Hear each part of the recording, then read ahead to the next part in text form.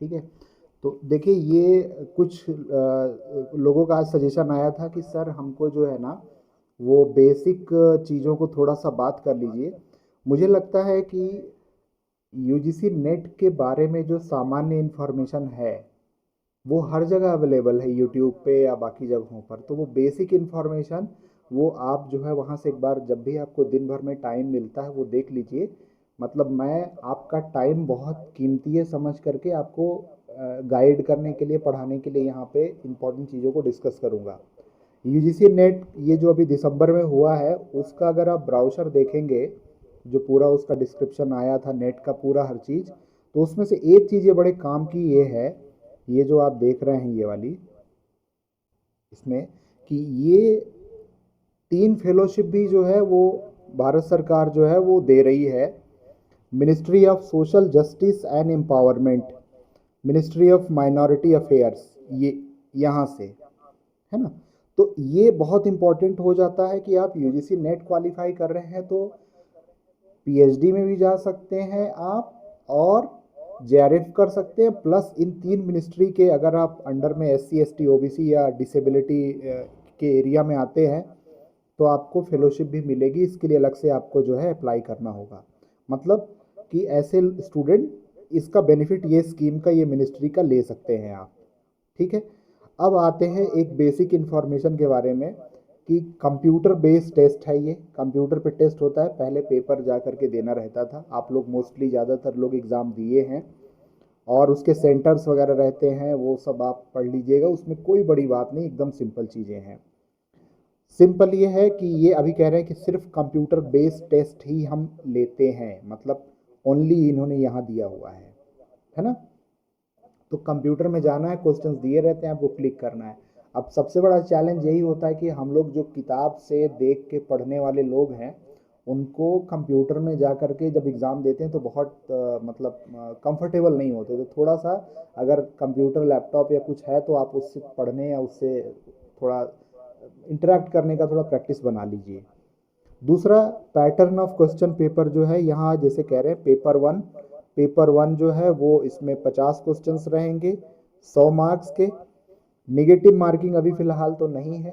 नया पैटर्न जो सिलेबस आने वाला है यूजीसी नेट का, उसमें क्या होगा वो जब आएगा, रिलीज़ हो जाएगा यूजीसी की वेबसाइट से, तब हम उस पर चर्चा करेंगे। उसके पहले टाइम वेस्टेज है बात करना उस पर, क्या होगा क्या नहीं होगा वगैरह। ठीक है।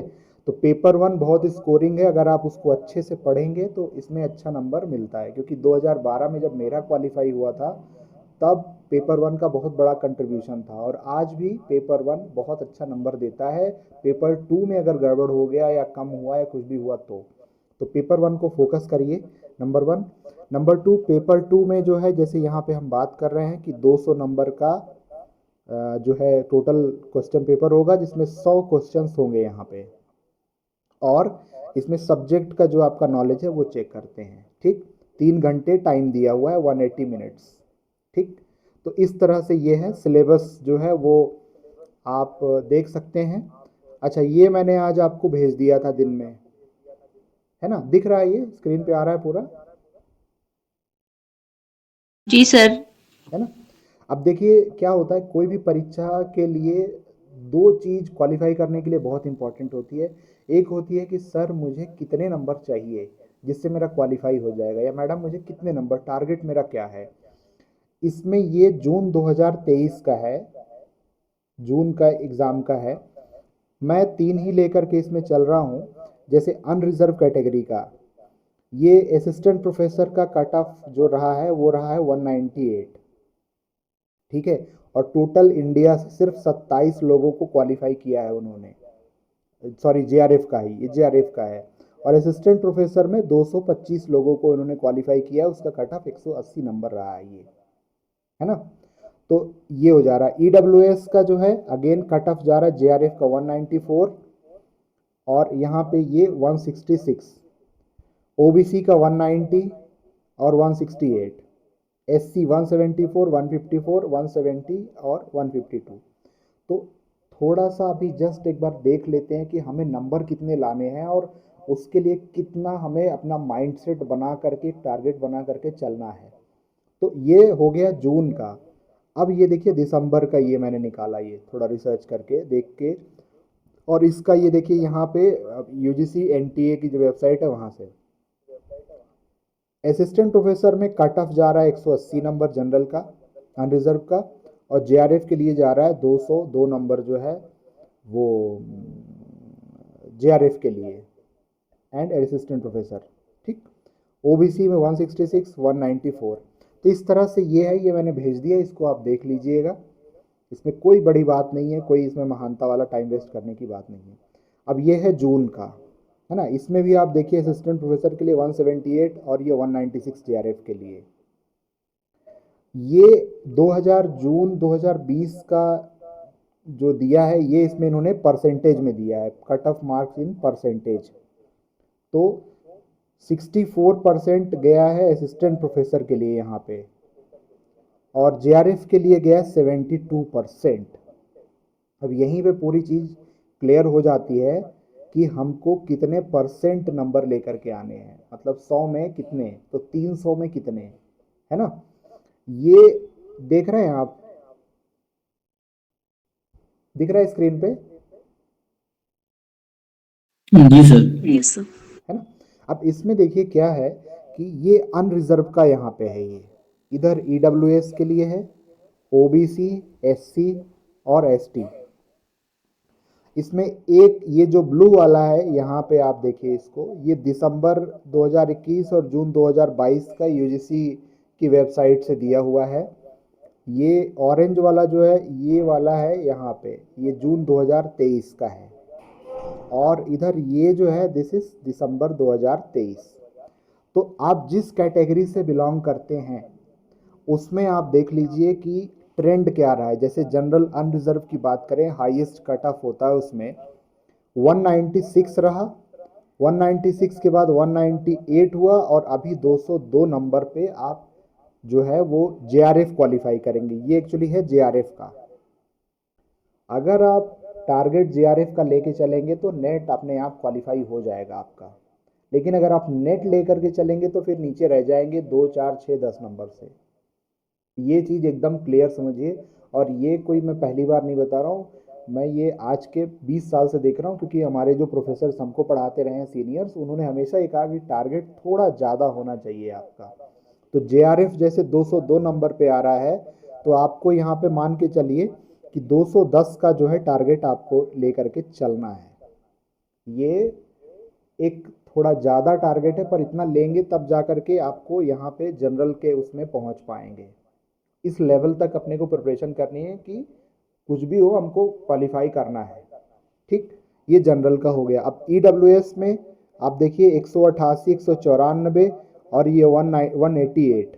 ये थोड़ा टाइम के हिसाब से जितने कैंडिडेट्स अप्लाई करते हैं उनके हिसाब से जो है वो चेंज होता है, फ्लक्चुएट होता है कि टोटल कितने लोग एग्ज़ाम में बैठे और उन्होंने एग्ज़ाम दिया, है ना। तो इस तरह से ये एक बहुत इंपॉर्टेंट हो जाता है कि कितने लोग हैं वहाँ पे।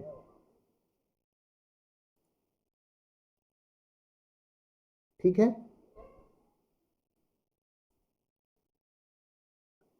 आप लोग हैं।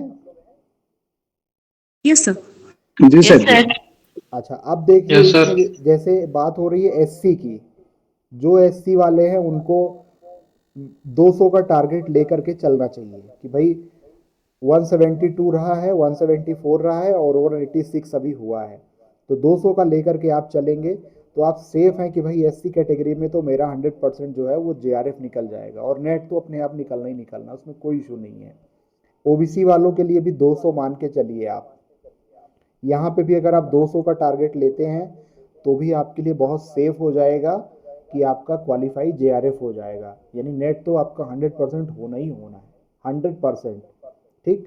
और उसी तरह से एसटी में अगर आप जाते हैं तो ये देखिए 166, 170, 178, ये पिछले 3 पेपर्स में आप देखिए बढ़ते ही जा रहा है।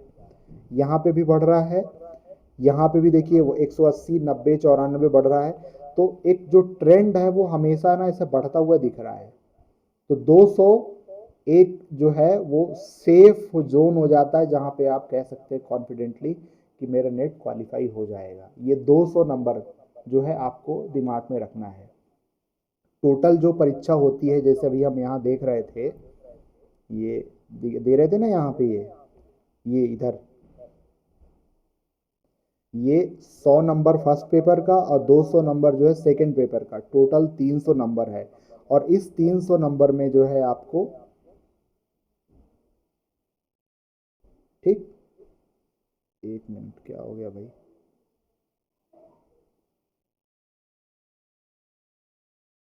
300 में जो है आपको 200 नंबर जो है वो लाने होंगे। समझ रहे हैं आप? Yes sir. तो आप एकदम सेफ हो जाएंगे कि हमको जो है वो ठीक हो जाएगा, कि भाई हमारा वो हो जाएगा, मतलब क्वालिफाई हो जाएगा। ठीक। अब आते हैं दूसरे चीज पे। ये क्लियर है कि नहीं है अपने को, ये वाली चीजें? कुछ डाउट है तो क्लियर है बिल्कुल सर। पूछिए सर। जी सर, क्लियर है। है ना? तो टारगेट के ही, सॉरी ये क्या हो रहा है इसमें,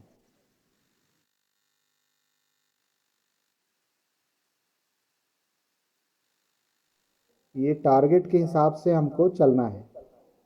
ठीक। अब अगर आप यहाँ देखिए, इसमें जो है आगे, अब हम बढ़ते हैं सिलेबस के ऊपर, अपने पढ़ाई के ऊपर। तो हमारा 200 का टारगेट एकदम फिक्स हो गया। हम चाहे जिस भी उसमें है, हमको 200 नंबर लाने हैं। ये है हमारा यूनिट 1 का सिलेबस। ठीक। अब यूनिट 1 में अगर आप देखिए तो ये इंग्लिश में भी है। ये मैं आपको पूरा डॉक्यूमेंट भेज दूंगा, आप आराम से इसके बाद पढ़िएगा। पहला यूनिट जैसे बात हो रही है कि यहाँ पे nature and development of social work, यह समाज कार्य की प्रकृति और इसका विकास किस तरह से हुआ है। और उसमें सबसे इम्पोर्टेंट यहाँ पे यही यूनिट हो जाती है, फर्स्ट यूनिट हो जाती है। क्योंकि इसमें क्या होता है कि बेसिक क्वेश्चंस बनते हैं जो आपको कंफ्यूजन क्रिएट करते हैं। मतलब ये सबसे सिंपल होता है और सबसे कॉम्प्लेक्स होता है, कि इसमें थोड़ी सी गलती हुई तो पूरा चला गया। और 100 क्वेश्चंस जो आएंगे, हर यूनिट से 10-10 क्वेश्चंस आएंगे। तो ये सबसे इंटरेस्टिंग हो जाता है इसमें, कि इसमें 10 क्वेश्चंस जो हैं, 10 में से हमारे 8 क्वेश्चन तो 100% सही हो ही, जो हम अटेंड करें। क्या इससे सहमत हैं? आपको लगता है ये ठीक कह रहा हूँ? जी सर। है ना? क्योंकि ये बहुत कंफ्यूजिंग होता है ये। अब इसी में आज हम जो डिस्कस करने वाले हैं, इसमें आपको थोड़ा एक आइडिया भी लग जाएगा कि हम लोगों का, मेरा पढ़ने का, पढ़ाने का क्या स्टाइल है, किस तरीके से मैं पढ़ाता हूँ। तो उससे में अगर आप देखें तो पहला जैसे सिलेबस में यहाँ दिया हुआ है कि डेफिनेशन या परिभाषा क्या है समाज कार्य की। तो ये मैंने थोड़ा रिसर्च करके आप लोगों के लिए निकाला है, बनाया है। अब इसमें दिख रहा है आपको, स्क्रीन दिख रही है पूरी?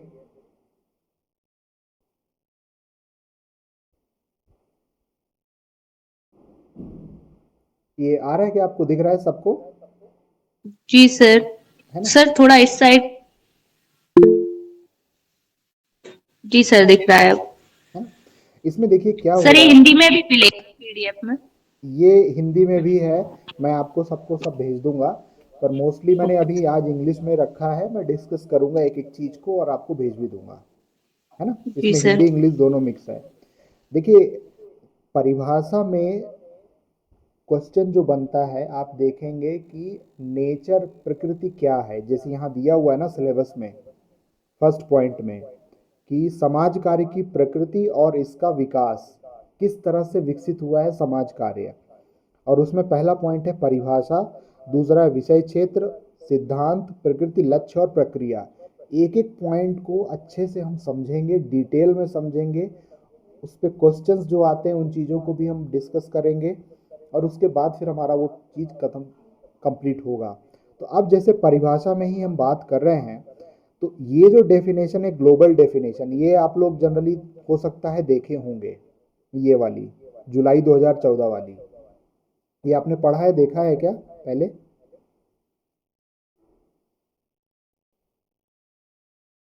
किसी ने देखा है, पढ़ा है क्या? नहीं सर। नहीं देखे हैं, ठीक है, कोई इशू नहीं है, कोई उस पर गलत बात नहीं है।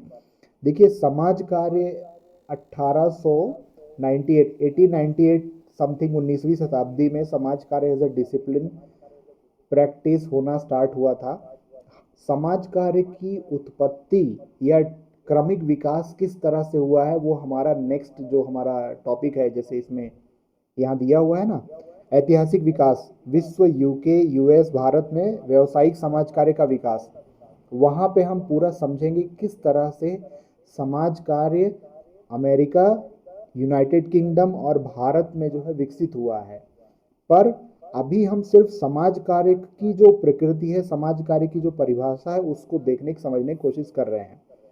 देखिए 1957 में international association of school social work जो है, इन्होंने ये कहा कि समाज कार्य जो होगा वो एक सिस्टमेटिक तरीका होगा जिससे हम इंडिविजुअल्स यानी जो व्यक्ति हैं या समूह है, समाज में उनको ज़्यादा बेहतर करने की दिशा में काम करने को समाज कार्य की दिशा में लिया गया है। 1957 में ग्लोबल डेफिनेशन है। अब जब हम ग्लोबल डेफिनेशन की बात करते हैं तो मैंने रिसर्च में देखा पूरे वर्ल्ड में ये जो परिभाषा हम पढ़ने जा रहे हैं, पढ़ देख रहे हैं, ये पूरे वर्ल्ड में एक्सेप्टेबल परिभाषा है। मतलब अलग अलग देशों में अलग अलग एसोसिएशन बना है सोशल वर्क प्रोफेशनल्स का, और उन्होंने ये डेफिनेशन जो अभी हम देख रहे हैं इसको एक्सेप्ट किया है, इसको माना है, और इसी के सिद्धांतों के आधार पे समाज कार्य को अपने अपने देशों में अलग अलग क्षेत्रों में वो काम कर रहे हैं। तो अब यहाँ ये कह रहे हैं कि social worker will work together with clients to develop their inner resources and he will mobilise if necessary. मतलब कुल मिला के इसमें यह है कि वातावरण, समाज और समाज में हार्मोनी या सद्भावना के माध्यम से जो स्पेशल नॉलेज है, जो विशेष नॉलेज है, उसको यहाँ पे ले करके चलने की बात यहाँ पे हो रही है। ये 1957 सर। हाँ जी। सर पूरा स्क्रीन में नहीं दिख रहा है जो अच्छा, पूरा स्क्रीन अभी आया? हाफ स्क्रीन हो गया सर। और छोटा कीजिए, और छोटा कीजिए। अच्छा अभी? नहीं नहीं, इधर से लेफ्ट खिसकाइए सर थोड़ा सा। अच्छा अभी ठीक है? नहीं नहीं सर, राइट साइड में कट रहा है। अच्छा रुकिए एक मिनट।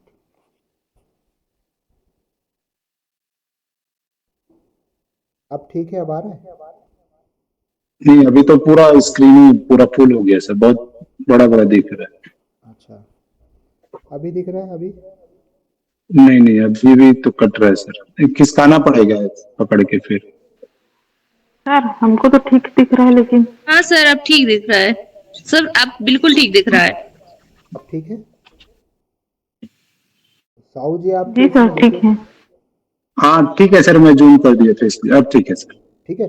तो देखिए हम यहाँ बात ये कर रहे हैं कि समाज कार्य में 1957 में वैश्विक स्तर पे ये बात हुई कि सामाजिक कार्यकर्ता जो होगा, सोशल वर्कर जो होगा, वो क्लाइंट के जो संसाधन है, क्लाइंट को मोबिलाइज करेगा और जहाँ ज़रूरत पड़ती है समाज में, उसको वहाँ पे ले करके समाज कार्य के माध्यम से आगे बढ़ेंगे। और उसमें फिर आ जाता है कि ये प्रिंसिपल्स ऑफ स्पेशल नॉलेज, सिद्धांत, कौशल, वो सारी चीज़ें हैं।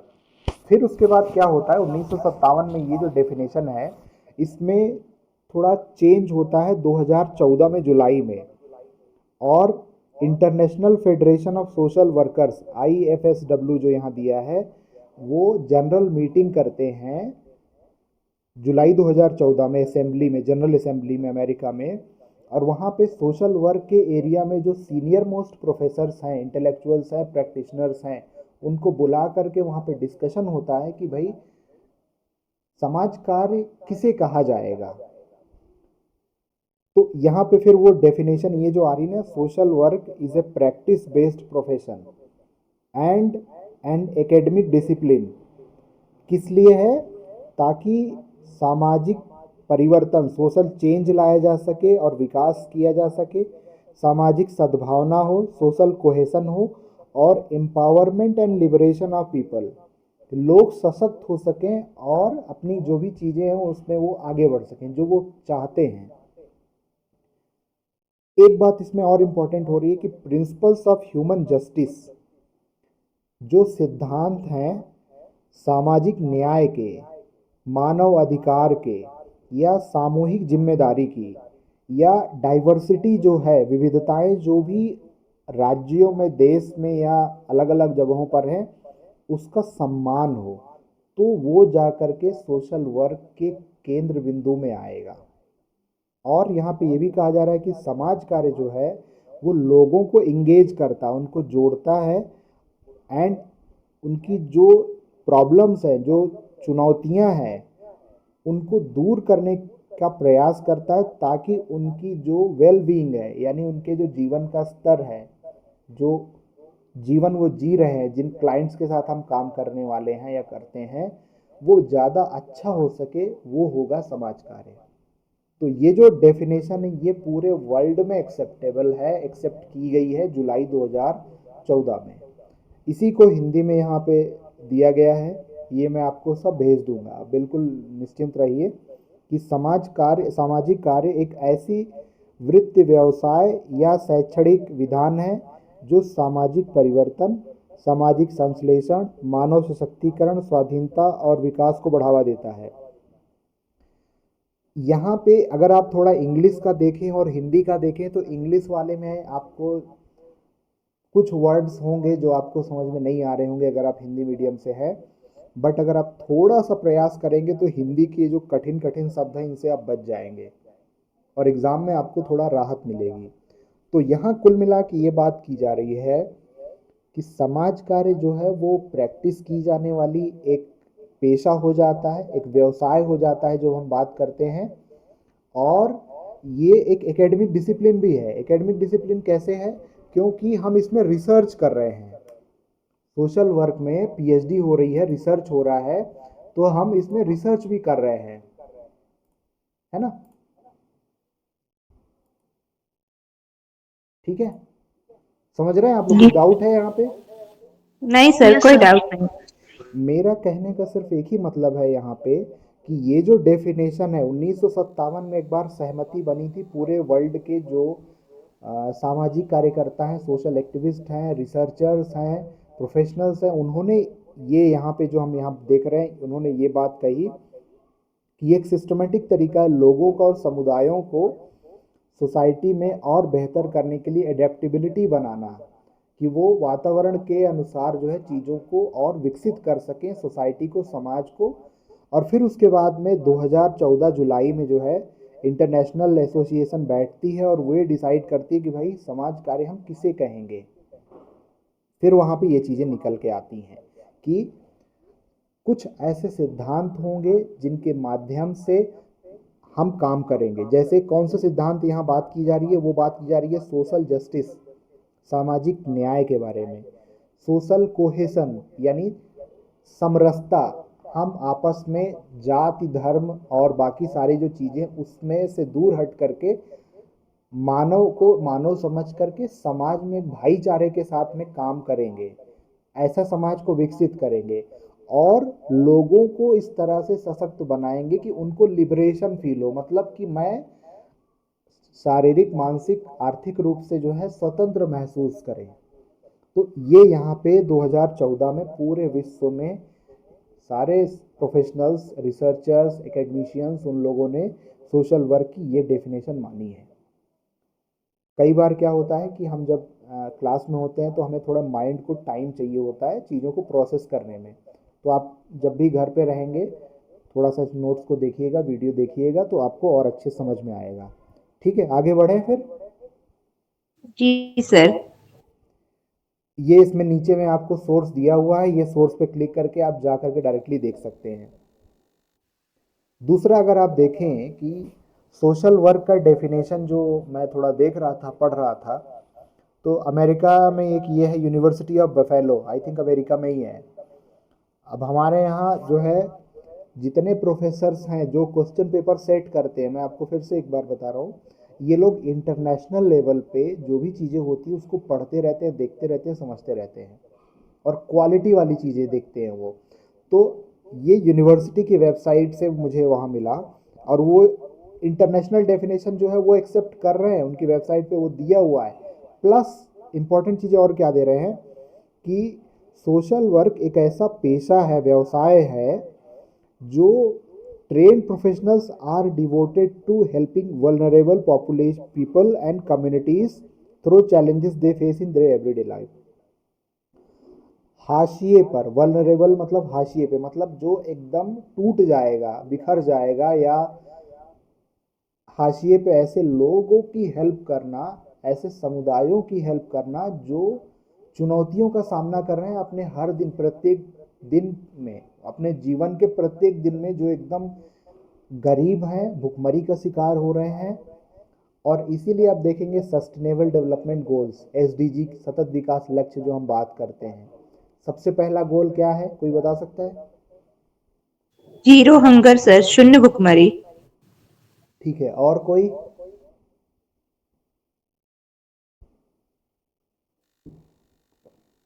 दूसरा क्या है? दूसरा लक्ष्य क्या है सतत विकास का? रोजगार सर। नहीं नहीं नहीं, गरीबी हटाना है ना।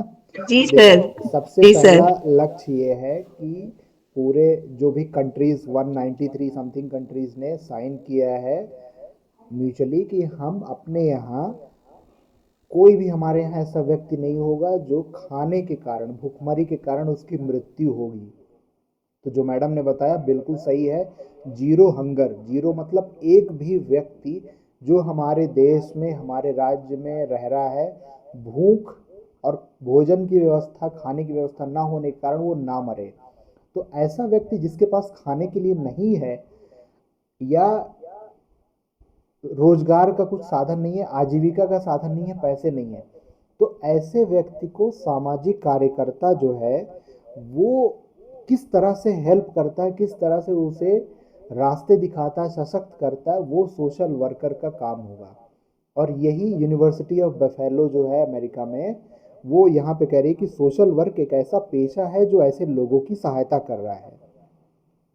अब इसमें ये भी कह रहे हैं कि सोशल वर्कर्स प्रैक्टिस, वो प्रैक्टिस कर रहे हैं, रोज उसमें डील कर रहे हैं, वैरायटी ऑफ सेटिंग्स, मतलब बहुत सारे अलग अलग क्षेत्रों में वो काम करते हैं, united in their commitment to advocating for, advocate करते हैं, एडवोकेसी करते हैं, and involving the lives of individuals, families, groups and societies. तो अमेरिका में वहाँ यही बताया जा रहा है कि भाई, या तो कोई व्यक्ति है, इंडिविजुअल पर्सन है, उसकी हेल्प की जा रही है, उसको गाइड किया जा रहा है, मोटिवेट किया जा रहा है, ताकि वो आत्मनिर्भर बन सके। और ये डेफिनेशन आप सबको मालूम है, इसलिए मैं उस पर ज़्यादा टाइम वेस्ट नहीं करूँगा। तो एक ये हो रहा है। अब यहाँ पे यूनिवर्सिटी ऑफ बफेलो का ये कह रहे हैं कि रोल क्या होता है सर, तभी हमको समझ में आएगा कि जो सामाजिक कार्यकर्ता है वो क्या प्रैक्टिस कर रहे हैं। तो इसमें सबसे पहले कहा जा रहा है कि डाइवर्स क्षेत्रों में, बहुत विविध क्षेत्रों में एक सामाजिक कार्यकर्ता प्रैक्टिस करता है, और उनके कुछ कमिटमेंट होते हैं। जैसे मैं आपसे अभी कह रहा हूँ ना कि अगर आपको लगता है कि हमको टाइम पे अटेंड करके नेट क्वालिफाई करना, जेआरएफ करना है, तो आप कमिटमेंट के साथ में फिर उस चीज़ को फॉलो करिए, अदरवाइज फिर कोई मतलब नहीं है कि कभी आए कभी नहीं। तो उसी तरह से सोशल वर्कर जो है वो सामाजिक कल्याण, सोशल वेलफेयर, उसकी दिशा में काम करता है। अब सोशल वेलफेयर या वेलफेयर एडमिनिस्ट्रेशन जो हमारा एक मेथड है सोशल वर्क का, उसके बारे में जब हम आगे पढ़ेंगे तो पूरा डिटेल में एकदम पानी की तरह क्लियर करके समझेंगे, और एक बार कॉन्सेप्ट समझ गए तो कभी नहीं भूलने वाले आप। ठीक है। तो सामाजिक कार्यकर्ता की जो पहला इंपॉर्टेंट चीज़ वो है कि समाज में कल्याण किस तरह से होगा, और कल्याण, वेलफेयर डिफाइन कैसे किया जा रहा है। किसी को लगता है, किसी गवर्नमेंट को, कि टैबलेट देने से स्टूडेंट का कल्याण होगा क्योंकि वो पढ़ेंगे, मोबाइल फ़ोन, स्मार्टफोन देने से वो वेलफेयर स्कीम में आ जाती है। पर कोई कहता है कि नहीं, हमको जो अधोसंरचना, इंफ्रास्ट्रक्चर है, उस पर ज़्यादा इन्वेस्टमेंट करनी, उस पर खर्च करना है, ताकि स्कूल्स, कॉलेजेस हो। तो इस तरह से वेलफेयर समाज का, समाज के सभी वर्गों का, समावेशी समाज के विकास में एक सोशल वर्कर की भूमिका यहाँ पे होती है। दूसरा, जो सभी help people from all backgrounds overcome individual challenges they are facing.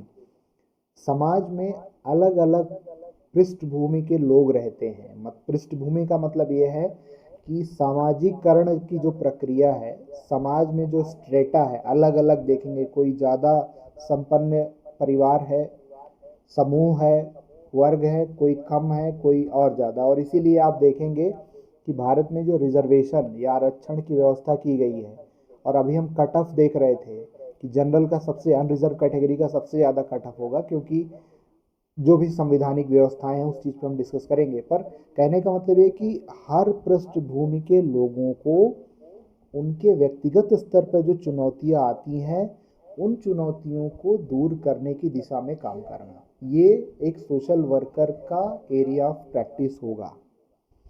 Next point अगर आप देखें, advocate for social and economic justice for members of diverse communities. तो सामाजिक और आर्थिक न्याय, अब जब यहाँ पे जस्टिस वर्ड आ जाता है तो वहाँ पे देखा जाता है कि समाज का सभी वर्ग किस तरह से समावेशी रूप से अलग अलग समुदायों में समाज में एक साथ मिलके चल रहा है, आगे बढ़ रहा है, डेवलपमेंट हो रहा है ना। जो कहा गया है सबका साथ सबका विकास। मैं किसी पॉलिटिकल पार्टी में नहीं जा रहा हूँ, बट मैं एक बात कर रहा हूँ कि दिस इज अ थीम। ये एक विचारधारा है कि भाई हमको समाज के सभी वर्गों को, डाइवर्स कम्युनिटीज को लेकर के चलना है, किसी को हमें रिजेक्ट नहीं करना है एज ए सोशल वर्कर, ठीक है। और फिर कोड ऑफ एथिक्स है कुछ, उनको हमको फॉलो करने हैं एज ए सोशल वर्कर। इतना क्लियर है? Yes sir.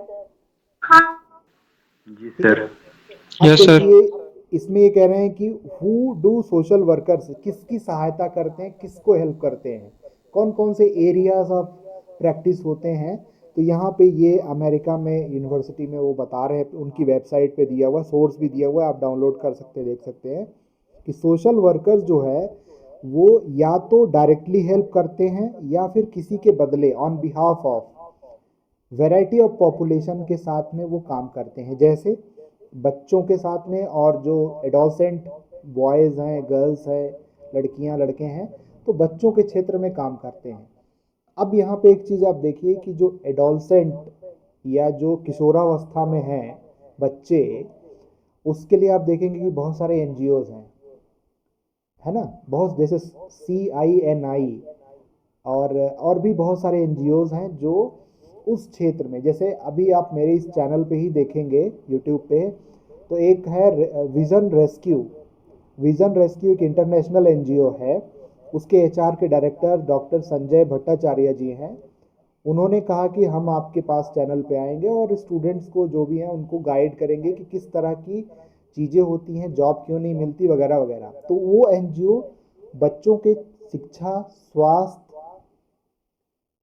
और जो भी अन्य समस्याएं हैं उनकी दिशा में काम करते हैं। तो अगर आप MSW कर रहे हैं, PhD कर रहे हैं, या आप एकेडमिक लाइन में भी हैं, तो आपका एरिया अगर चिल्ड्रन एंड एडोलसेंट है, तो आप उस क्षेत्र में जाकर के जो चुनौतियां हैं, जो समस्याएं हैं, उनको दूर करने के लिए रिसर्च करेंगे, पता करेंगे या फैसिलिटेट करेंगे कि उनकी प्रॉब्लम्स दूर होकर के वो एक समाज में अच्छे नागरिक बन सकें। तो एक एरिया ये हो गया। उसी तरह से ये बाकी सारे क्षेत्र दिए हुए हैं, जैसे जो दिव्यांग जनों के क्षेत्र में, इंडिविजुअल्स विद डिसेबिलिटीज़, तो दिव्यांग जनों के क्षेत्र में कुछ एनजीओज, कुछ लोग, कुछ बाकी सब काम करते हैं, वो आप कर सकते हैं, मतलब देख सकते हैं, है ना। ये दिख रहे हैं, समझ रहे हैं ना आप? जी सर। Yes sir. क्लियर है कि नहीं? मतलब कुछ डाउट है तो बिल्कुल पूछ लीजिए, नो सर, कोई डाउट नहीं अभी तो। है ना। तो ये है। और इंडिविजुअल सफरिंग फ्रॉम एडिक्शन, वो एक मूवी भी आप देखे होंगे, उसके संजय दत्त वाली, जिसमें वो ड्रग्स के एकदम शिकार हो जाते हैं।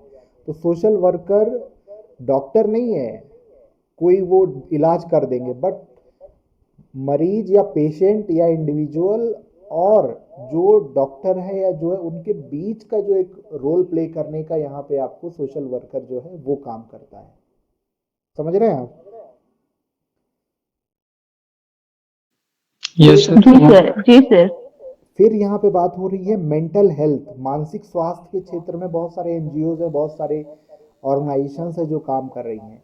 रिफ्यूजीज एंड इमिग्रेंट्स, रिफ्यूजी आप देखेंगे कि भारत में बांग्लादेश के और इधर म्यांमार वर्मा, यहाँ के जो है बिना वीज़ा लिए लोग जो है आकर के रह रहे हैं बिना परमिशन लिए। और इसी तरह से वर्ल्ड के हर कंट्रीज़ में है, आप देखेंगे कि अमेरिका में और इधर बहुत सारी कंट्रीज़ में लोग जो है रोहिंग्या माइग्रेंट्स, वो लोग आ रहे हैं भारत में या और भी देशों में और भी जगहों पर। तो सिर्फ उदाहरण के लिए मैं बता रहा हूँ कि ये अलग अलग एरियाज हैं जहाँ सोशल वर्कर की ज़रूरत होती है। क्वेश्चन ये उठता है आप लोगों का कि सर हम तो एमएसडब्ल्यू कर लिए हैं, हमें जॉब नहीं मिल रही है। तो क्षेत्र बहुत हैं, क्यों नहीं मिल रही है उसके बहुत सारे रीजंस होते हैं। वो रीजंस कभी हम आराम से डिस्कस करेंगे, पर अभी हमारा चूंकि सिलेबस ये है कि सोशल वर्कर क्या काम करता है, सोशल वर्क की डेफिनेशन क्या होती है, तो वो हम डिस्कस कर रहे हैं। ये सोर्स है, ये आप इसको देख सकते हैं। डेफिनेशन में ही सोशल वर्क की देखिए, ये है national association of social workers, NASW।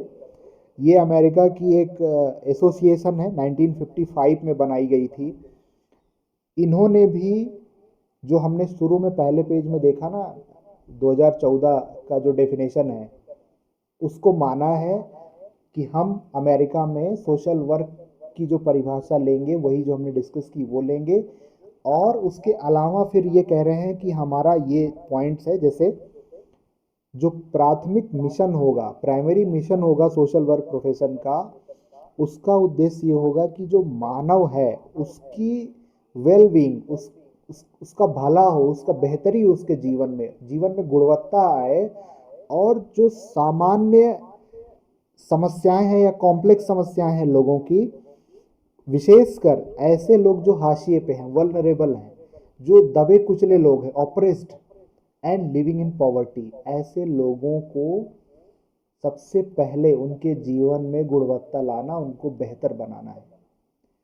दूसरा, social work is different from other professions because we focus both on person and their environment. Profession word जो है एक पेशा हो जाता है, प्रोफेशनल्स।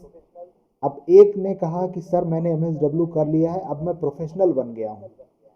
तो मैंने उनको मैसेज किया कि सर आपने एमएसडब्ल्यू क्वालिफाई किया है, बस सॉरी यूजीसी नेट क्वालिफाई किया है, एमएसडब्ल्यू कर लिया, लेकिन प्रोफेशनल इंसान तभी बनता है जब वो प्रैक्टिस करता है। कि कोई भी आपको टास्क दिया जाए उसको आप सिंसियरिटी, ऑनेस्टी, डेडिकेशन के साथ प्रैक्टिस करें, प्लस आप principles, ethics, code of conduct उस प्रोफेशन के फॉलो करें जो आपको करने चाहिए। जैसे सोशल वर्क के आप सिद्धांत पढ़ेंगे, अलग अलग सिद्धांत हैं, प्रिंसिपल्स हैं, आगे दिया हुआ है, वो हम डिस्कस करेंगे। तो यहाँ पे कह रहे हैं कि समाज कार्य बाकी प्रोफेशन से अलग है।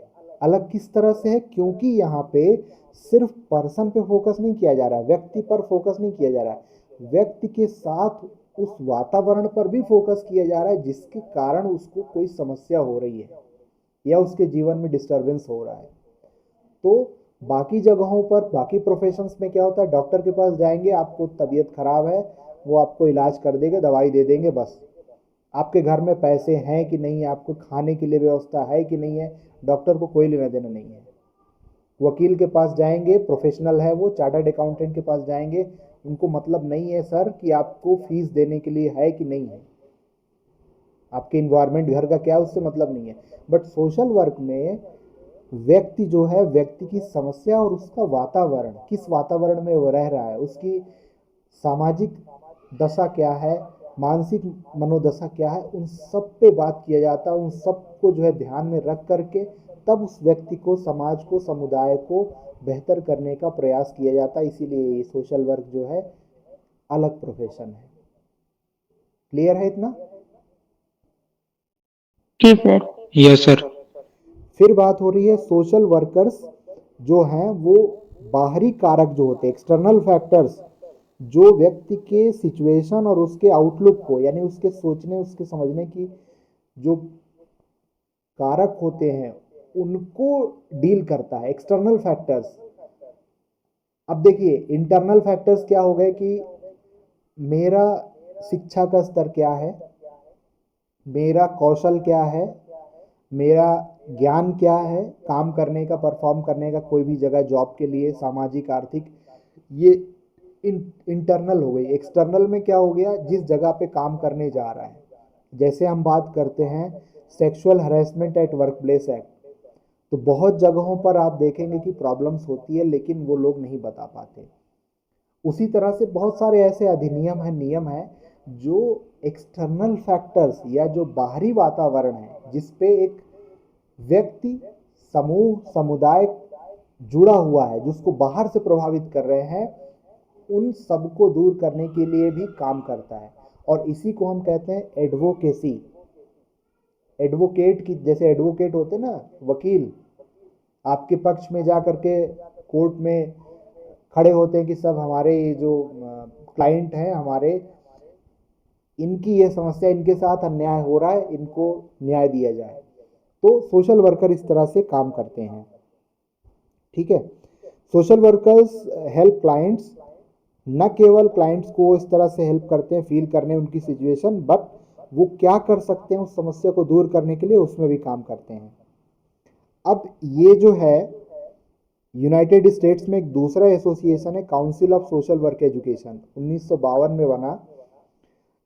ये कह रहे हैं कि सोशल वर्कर जो होंगे, इन्होंने भी वही जो इंटरनेशनल डेफिनेशन है वही मानी है, जो शुरू शुरू में हम बात कर रहे थे। बहुत इंपॉर्टेंट डेफिनेशन है, उसको ध्यान से देखिएगा क्योंकि नेट के क्वेश्चंस आए हैं, मैंने देखा है, और उसमें वो कंफ्यूज करते हैं, है कि नहीं, जो लोग दिए हैं पहले। जी सर। यहां बात हो रही है कि social workers have a commitment,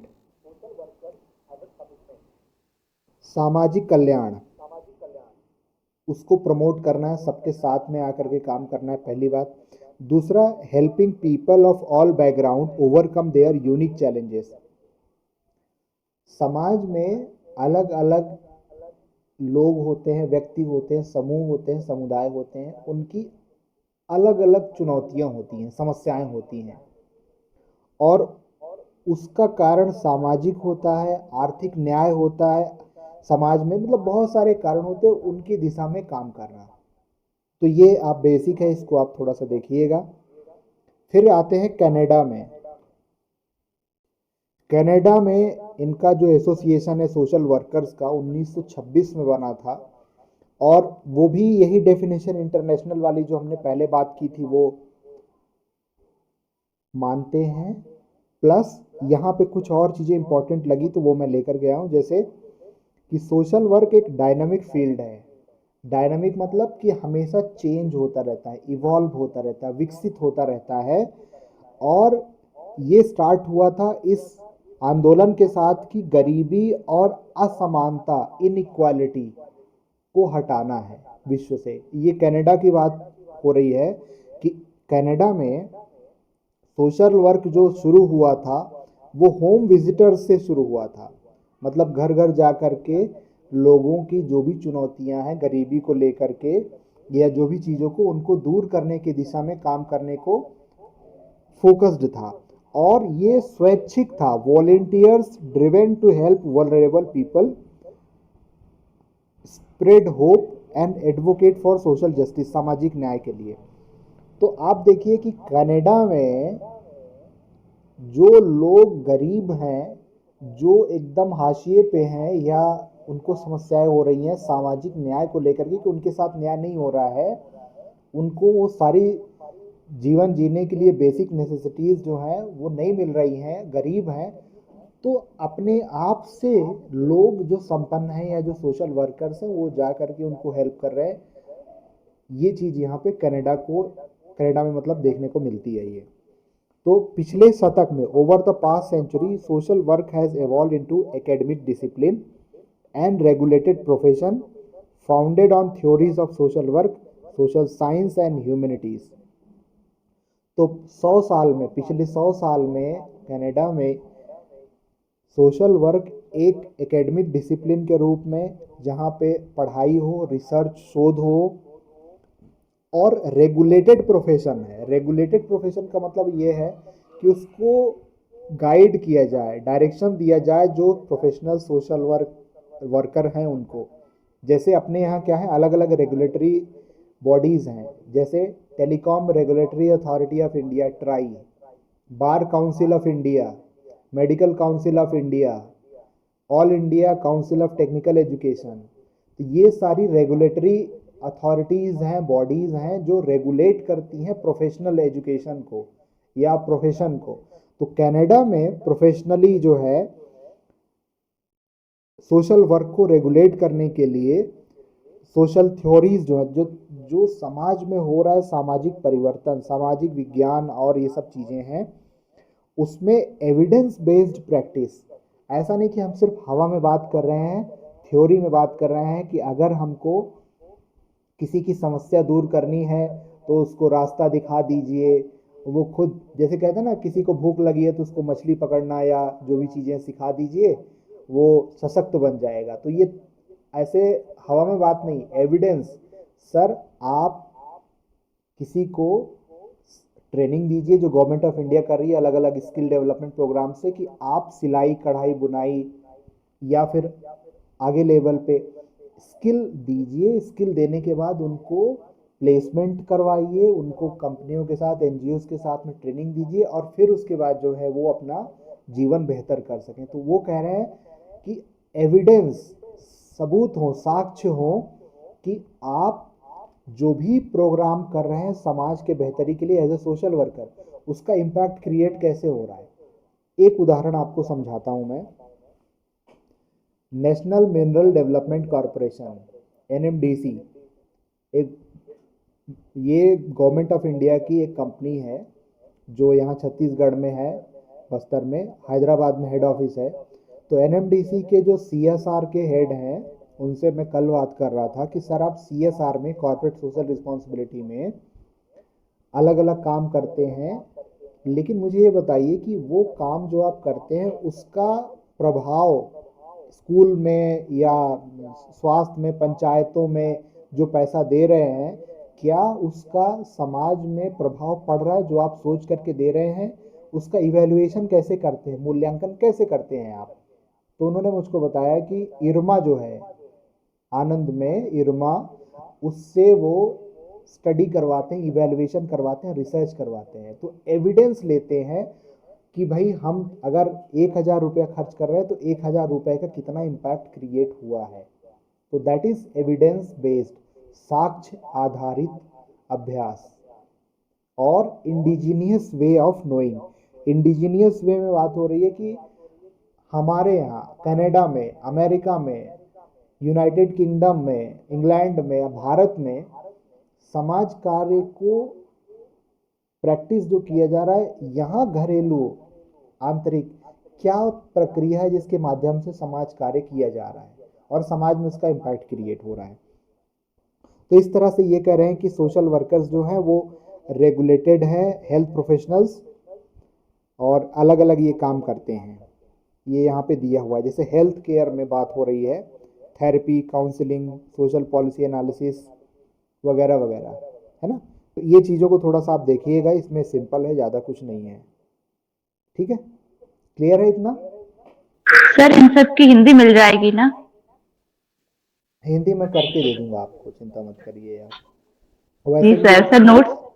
हाँ, यही मैं भेज दूंगा आपको, और वो भी भेज दूंगा। इसमें जैसे हॉस्पिटल, हॉस्पिटल तो अस्पताल है, मानव अधिकार सर के। इतना तो फिर भी नोट्स बनाना है ना, तो इसलिए सोच रहा है हर क्लास का नोट्स बनाते जाएंगे तो नहीं तो हर हिंदी में क्लास मिल का जाएगा। ये जो है ना, ये मैं आपको शेयर करते चलूंगा, आप चिंता मत करिए। ओ, सर रोज, हिंदी में कर दीजिएगा। अच्छा ठीक है, हिंदी में करवा देंगे, ठीक है, हिंदी में कर देंगे इसको। अब ये देखिए, ये है आयरलैंड का, ये दिख रहा है क्या? कट रहा है, आ रहा है, ये दिख रहा है पूरा? ये दिख रहा है सर। तो आयरलैंड में, वहाँ पे भी मैंने थोड़ा रिसर्च किया, देखा, तो 1971 में इन्होंने एसोसिएशन बनाया सोशल वर्कर्स का, और उसमें भी वही बात हो रही है कि प्रमोशन ऑफ सोशल जस्टिस, सामाजिक न्याय को प्रोत्साहित करने के लिए। अब बार बार ये शब्द आ रहा है सामाजिक न्याय, तो आप यूजीसी नेट में देखेंगे कि ये चीज़ आई ही है, और मैंने देखा भी है कि समाज कार्य में क्या चीज़ इंक्लूड नहीं होता है। तो सोशल जस्टिस दिया रहेगा और बाकी कुछ और दिया रहेगा, तो कंफ्यूजन हो जाता है कई बार लोगों को। ऐसा हुआ है क्या आप लोगों के साथ?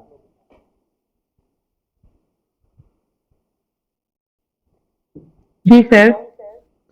तो ये थोड़ा सा आप देखिए, और इसमें फिर ये बात कर रहे हैं आयरलैंड में कि सोशल वर्कर्स का जो कॉमन एम होता है वो होता है समानता को प्रोत्साहन करना। तो सामाजिक न्याय और समानता, ये दो बहुत इंपॉर्टेंट चीज़ें यहाँ पे हो रही हैं, बाकी चीज़ें तो ही। अब British association of social workers 1970 में, ये जितने भी एसोसिएशन मैं आपको दिखा रहा हूँ, ये सब वो जो पहले पेज में इंटरनेशनल डेफिनेशन थी उसको ये लोग मानते हैं अलग अलग देशों में कि हम समाज कार्य को ऐसे लेते हैं। प्लस उसके अलावा कुछ इंपॉर्टेंट चीज़ें जो आपके नेट एग्ज़ाम में आ सकती हैं, और इन्हीं सब चीज़ों से क्वेश्चंस वो लोग उठाते हैं, क्योंकि जो क्वेश्चन बनाते हैं ना वो इंटरनेशनल लेवल के सीनियर प्रोफेसर्स होते हैं, और वो इन्हीं छोटी छोटी चीज़ों को इसी में से निकालते हैं, पकड़ते हैं, है ना। बेसिक चीज़ें हैं ये। तो ब्रिटिश एसोसिएशन ब्रिटेन में जो हो रहा है वो ये कह रहे हैं, the job of a social work professional is varied but always aims to improve people's life. ये एज इट इज मैंने लिया। तो अब एमसीक्यू में एक क्वेश्चन हो सकता है कि the aim of social work profession is to improve people's life. अब ये कंफ्यूजन हो सकता है कि नहीं सर ये तो सामान्य सा एक पॉइंट दिख रहा है, पर ये लिया जा सकता है और आप इसको चैलेंज कर सकते हैं कि सर देखिए यहाँ पे ये आपने जो ऑप्शन दिया है उसका ये आंसर है। क्लियर है इतना? जी सर। है ना। तो फिर ये कह रहे हैं सोशल वर्कर्स जो है वो उनका उद्देश्य होता है लोगों के जीवन में उनको मदद करना सामाजिक तौर पर और अंतर व्यक्तिक तौर पे जो समस्याएं हैं, मानव अधिकार को, उनके जो है कुशलता को, उन सब चीज़ों को लेकर के विकसित करने को फोकस्ड होता है। अब यहाँ पे ये भी बात कर रहे हैं कि सोशल वर्कर्स प्रोटेक्ट बच्चों को, और जो एडल्ट्स हैं उनको जब ज़रूरत है या कभी वो समस्या में है कुछ है तो उन चीज़ों को लेकर के है। ठीक, ये हिंदी में कुछ डेफिनेशन थी, अलग अलग सोर्सेज से रिसर्च करके मैं देख रहा था, तो ये वही चीज़ें जो अभी हमने इंग्लिश में देखी उन्हीं चीज़ों को यहाँ पे दिया हुआ है। तो ये मैं आपको भेज दूंगा ग्रुप में और आप इसको पढ़ लीजिएगा, वही चीज़ें हैं, है ना।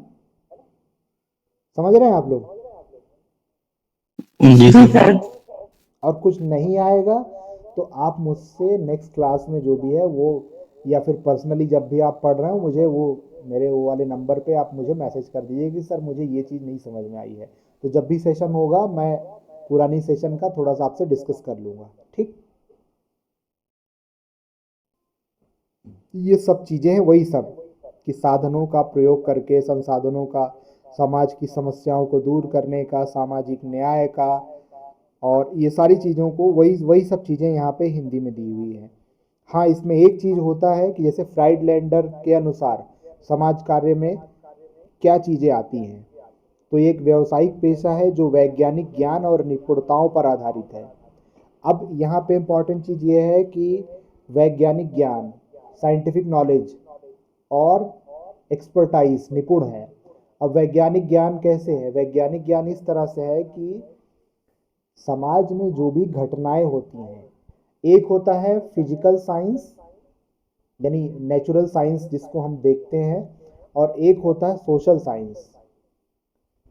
हाइड्रोजन और ऑक्सीजन मिल करके वाटर बनाते हैं H2O, तो हाइड्रोजन और ऑक्सीजन दोनों आप ले आएंगे तो वो बन जाएगा, पानी बन जाता है वहाँ पे।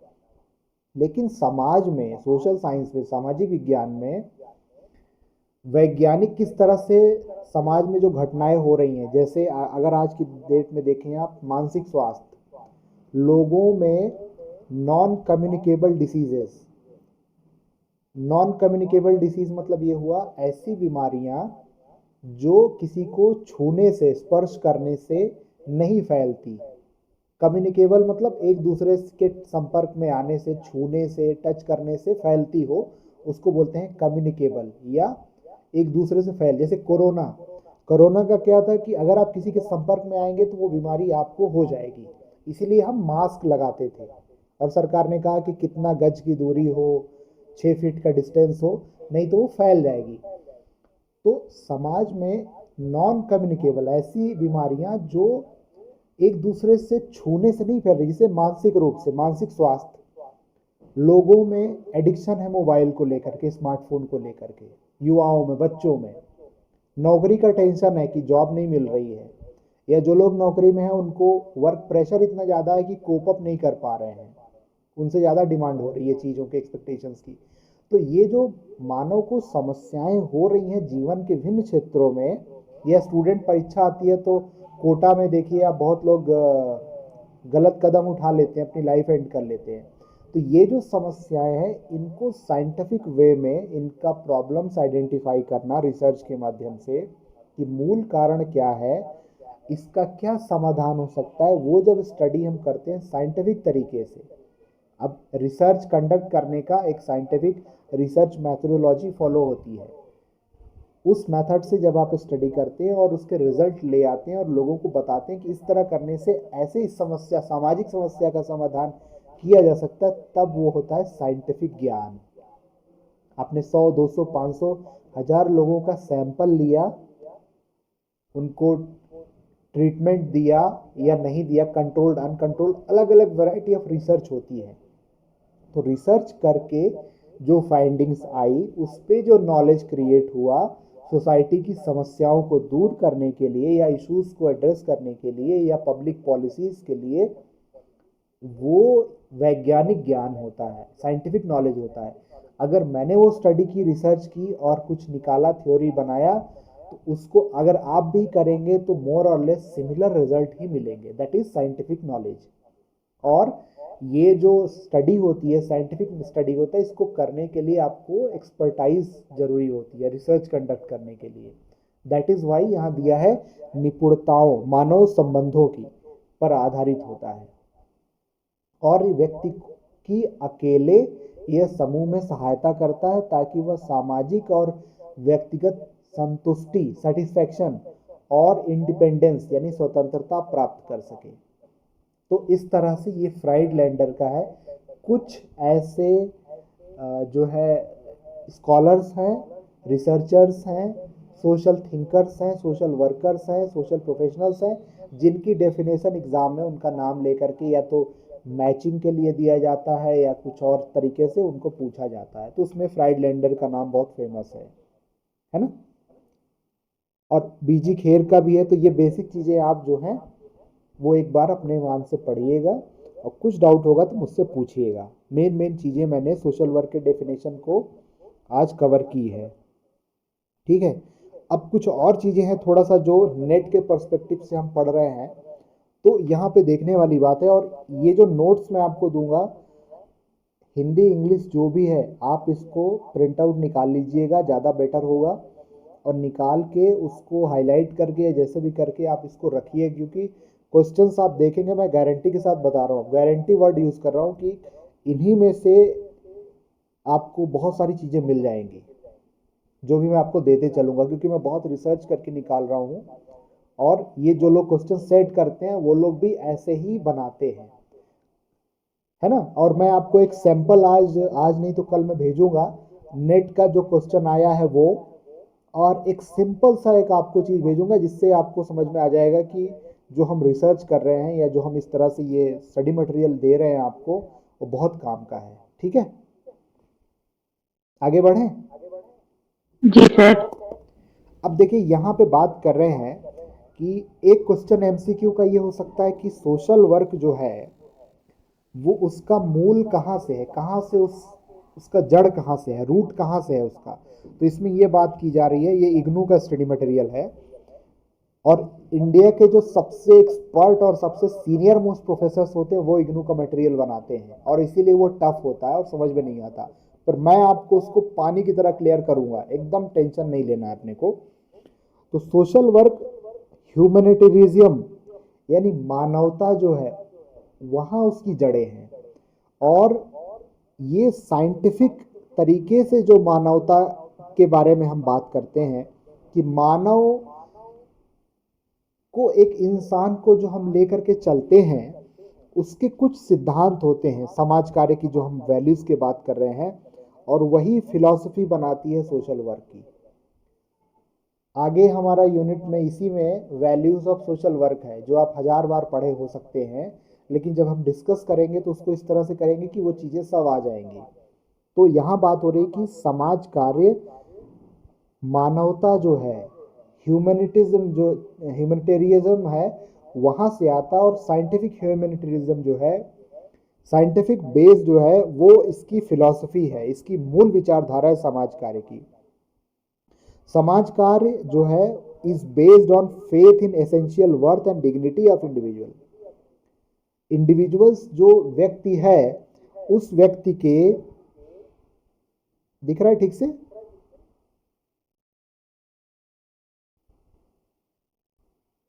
जी सर, दिख रहा है। जी सर, दिख रहा है ना? तो इसमें सोशल वर्क जो है इस विश्वास पे आधारित होता है कि मानव जो है, इंडिविजुअल्स जो है, व्यक्ति जो है, उनकी डिग्निटी है, उनका सम्मान है एज ए मानव होने के नाते। आप देखिए महात्मा गांधी जी को साउथ अफ्रीका में ट्रेन से बाहर निकाल के फेंक दिया था अंग्रेज ने, जबकि गांधी जी टिकट लेकर के बैठे थे और उन्होंने उससे इंग्लिश में बात की, और उन्होंने कहा कि मैं बैरिस्टर हूँ, मैं लॉयर हूँ, मैं वकील हूँ, मैं लॉ जानता हूँ कि अगर मैंने टिकट लिया है रेलवे का तो मुझे बैठने का बिल्कुल अधिकार है, आप मेरे अधिकार से मुझको वंचित नहीं कर सकते। लेकिन उसने, अंग्रेज जो भी टीटी था वहाँ, उसने बाहर फेंक दिया गांधी जी का सामान और गांधी जी को ट्रेन से। तो वो डिग्निटी नहीं थी इंसानियत होने के नाते कि आप काले हैं या दूसरे देश के हैं, हम आपको बाहर कर दे रहे हैं। नहीं, समाज कार्य इसी सिद्धांत पे, इसी डिग्निटी पे, इसी फिलॉसफी वैल्यू पे काम करता है कि इंसानियत जो है, और वो उसको रिस्पेक्ट देना है। Man is an object of respect not because he is rich और powerful but became he is human being. तो इंसान को इंसान सोच करके ये फिलॉसफी अगर आप रखते हैं तभी आप सोशल वर्क के प्रोफेशन में आगे बढ़ पाएंगे, आगे आपको काम करना चाहिए। ठीक है? अब ये इसमें जो शुरू में दिया ना, ये फर्स्ट लाइन ह्यूमैनिटेरिज्म, ये बहुत इंपॉर्टेंट है, काम की है, एग्जाम में ऐसे आ सकता है। दूसरा देखिए यहाँ पे आ ही गया, सोशल, दूसरा paragraph, social work is against, विरोध में है, विपरीत है किसी भी प्रकार के भेदभाव, डिस्क्रिमिनेशन, भेदभाव बेस्ड ऑन कास्ट, जाति, रंग, रेस, नस्ल, या फिर जो आपका जेंडर है वो, या फिर आपका धर्म। क्योंकि क्लाइंट्स जो हैं, जो आपसे, आपके पास आते हैं या आप उनके पास जाते हैं, तो वहाँ पे ये नहीं देखा जाता कि ये हिंदू है, ये मुस्लिम है, ये क्रिश्चियन है, ये पंजाबी है, XYZ है, उसकी समस्या देखी जाती है सोशल वर्क के प्रोफेशन में। इसीलिए इस तरह का कोई भेदभाव जो है वो हम नहीं करते हैं सोशल वर्क में। ठीक है? Social work is against social Darwinism and the principle of survival of the fittest. This means social work does not believe that only the strong will survive in society and will peak। तो कुल मिला के यही बात की जा रही है कि जो प्रभावशाली है, जो संपन्न है, जो मजबूत है, जो हमको पे कर सकता है, काउंसलिंग के लिए टर्म्स में बात कर रहा हूँ, तो हम उसी का सोशल वर्क करेंगे। दिस इज नॉट करेक्ट, ये सही नहीं है। ठीक है? जो कमजोर है, मतलब इस जो पैराग्राफ का कुल मिला के मतलब वो यही आ रहा है कि समाज कार्य जो होगा वो समाज के सभी वर्गों को, समस्याओं को दूर करने की दिशा में उनकी जो भी तकलीफ है उस पर काम करेगा, ना कि जाति, रंग, धर्म, संप्रदाय या जो भी चीजें हैं उनको लेकर के वो हो। ठीक है? इतना क्लियर है? जी सर। ठीक है? अब ये जो चीजें मैं आपको इसमें दे रहा हूँ, इसको आप देखेंगे तो आपके नेट के लिए तैयारी आपकी जो है वो होती रहेगी, है ना? ठीक से दिख रहा है? पूरा स्क्रीन पे आ रहा है? जी सर। जब हम बात करते हैं social work is a practice based profession, academic discipline, research, human values, मतलब सामाजिक न्याय इत्यादि, जो हमने अभी 12 पेजों में बात की, अब यहाँ पे बात कर रहे हैं, ये भी जो है इग्नू का ही मटेरियल है, वहाँ से मैंने लिया, कि समाज कार्य में जो है ना प्रोफेशन को लेकर के बहुत ज़्यादा स्ट्रगल हुआ है, बहुत मतभेद रहे हैं। मतलब ये समाज कार्य पेशा के रूप में, प्रोफेशन व्यवसाय के रूप में जब हम बात करते हैं, तो अगर इसका इतिहास उठाएंगे, आगे यूनिट में है ही हमारा, कि दान से, चैरिटी से अलग अलग धर्मों में सोशल वर्क की नींव पड़ती है, और उसके बाद वो प्रोफेशनल स्वरूप या व्यावसायिक या पेशेवर स्वरूप समाज कार्य लेता है। तो उसका अपना एक इतिहास रहा है, स्ट्रगल रहा है, और हर देश के बीच में प्रोफेशन के रूप में इसको मान्यता देने को लेके बहुत चुनौती रही है। भारत में ही सोशल वर्क को प्रोफेशन के रूप में अभी मान्यता नहीं मिली है, आज की तारीख में बात कर रहा हूँ, है ना। लोग प्रयास कर रहे हैं, Delhi school of social work या अपने यहाँ जो national association of professional social workers in India, NAPSWI जो है, या महात्मा गांधी काशी विद्यापीठ के हमारे वो सर हैं, क्या नाम है, द्विवेदी सर हैं, ये सब लोग जो एसोसिएशन बनाए हैं इंडिया में सोशल वर्कर्स का, ये लोग गवर्नमेंट ऑफ इंडिया से निगोशिएट कर रहे हैं, इनसे एडवोकेसी कर रहे हैं कि सोशल वर्क को भी प्रोफेशन के रूप में मान्यता दीजिए। हमारा भी एक काउंसिल होना चाहिए, जैसे बार काउंसिल ऑफ इंडिया है, मेडिकल काउंसिल ऑफ इंडिया, उसी तरह से सोशल वर्क का एक काउंसिल होना चाहिए जो रेगुलेट करे सोशल वर्क के प्रोफेशन को।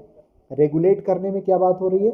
रेगुलेट करने में ये होगा कि जैसे बार काउंसिल है लॉयर्स का, उनके लिए लाइसेंस एलएलबी पढ़ने के लिए आपको एग्ज़ाम देना पड़ता है, इंट्रेंस का, रिसर्च का, हर चीज़ का एक सिस्टमेटिक कोड ऑफ कंडक्ट होगा।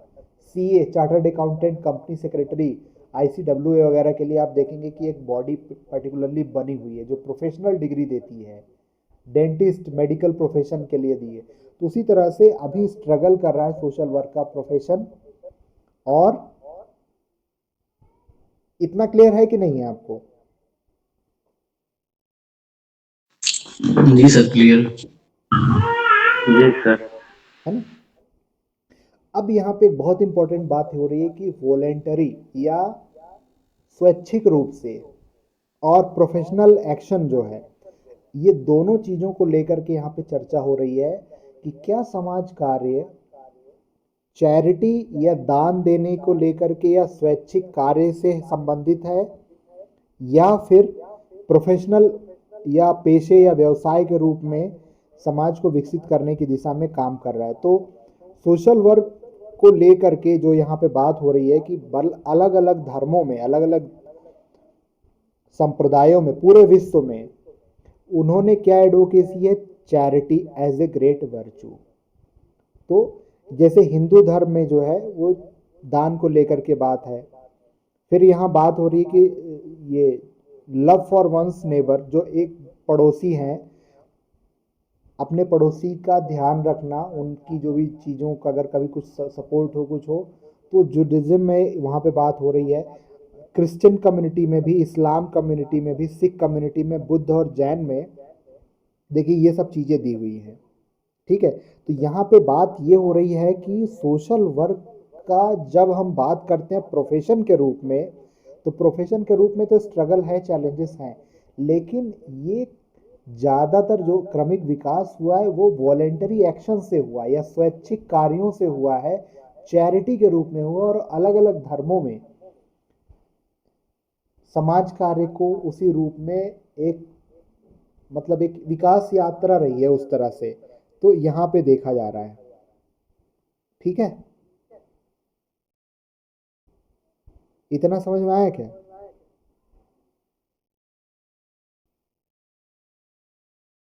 ठीक है, आगे बढ़ें फिर। Yes sir, all clear. ठीक है।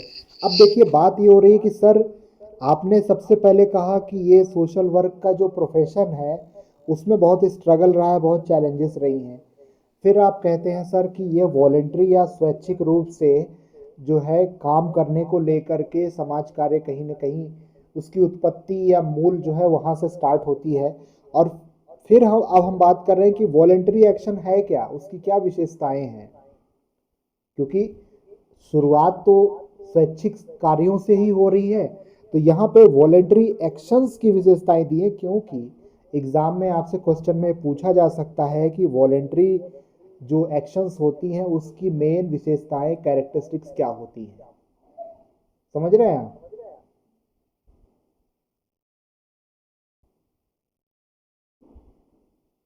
आगे बढ़ें। जी सर। पहला जो पॉइंट दिया हुआ है, the urge to help others and promote their well being in all possible ways, not necessarily मॉनिटरली।